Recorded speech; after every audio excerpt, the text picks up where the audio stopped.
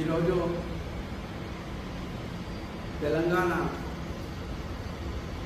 తెలంగాణలో కాంగ్రెస్ ప్రభుత్వం 42% రిజర్వేషన్ అని చెప్పి చెల్లని జీవోను తీసుకొచ్చి జారీ చేసి ఎన్నికలకు పోదామని చెప్పి బీసీలను ఓట్లు దండుకోవాలని చెప్పి బీసీలను మోసం చేసి ఈ యొక్క రిజర్వేషన్ ప్రక్రియను తీసుకొచ్చి కాంగ్రెస్ ప్రభుత్వం వైఫల్యం చెందింది. నిన్న జీవో నంబరు 9 సాకుగా చూపి మరి న్యాయస్థానము ఉత్తర్వులు జారీ చేయడం జరిగింది. దీంట్లో చూసినట్టయితే కాంగ్రెస్ ప్రభుత్వానికి ఇది జీవో చెల్లదని తెలిసి కూడా మరి ఒక డ్రామా రాజకీయం చేయడం జరిగింది.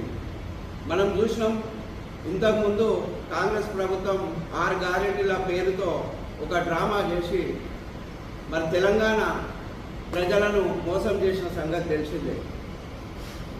వీరు స్థానిక సంస్థ ఎన్నికల్లో మేము పోటీకి దిగినట్టయితే మరి 6 గ్యారెంటీలు అమలు చేయలేని పరిస్థితిలో మా పార్టీ మొత్తం కూడా గ్రామ స్థాయిలో ప్రజలు తిట్టిపోస్తున్నారనే ఉద్దేశంతో ఒక డ్రామా రూపకంగా 42% రిజర్వేషన్ అని చెప్పి బీసీలను మళ్ళీ మభ్యపెట్టాలనే ఉద్దేశంతో ఈ యొక్క డ్రామా రూపంలో తెలంగాణ ప్రభుత్వము మరి పరిపాలన చేస్తుంది.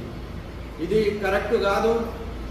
ఈరోజు గ్రామాలలో మరి సర్పంచ్ వ్యవస్థ లేక గ్రామాలు అభివృద్ధికి నోచుకోలేకపోతున్నాయి. అదేవిధంగా ప్రభుత్వము దివాలా తీసిన పరిస్థితిలో ఉన్నది. వారికి స్థానిక సంస్థలు ఎన్నికలు నిర్వహించాలనంటే భయం పుట్టుకొస్తుంది. ప్రజలకు గ్రామాలలో పోయి నాయకులము ప్రజలకు ఏం సమాధానం చెప్పలేమనే ఉద్దేశంతో ఇవన్నీ డ్రామాలు తీసుకొచ్చి మరి చెల్లని జీవోలతోని మరి మళ్ళీ ఒకసారి బీసీలను మోసం చేయాలనుకున్న ఈ యొక్క కాంగ్రెస్ ప్రభుత్వానికి మేము బీజేపీ నర్సాపూర్ అసెంబ్లీ తరఫున ఒకటే అడుగుతున్నాం.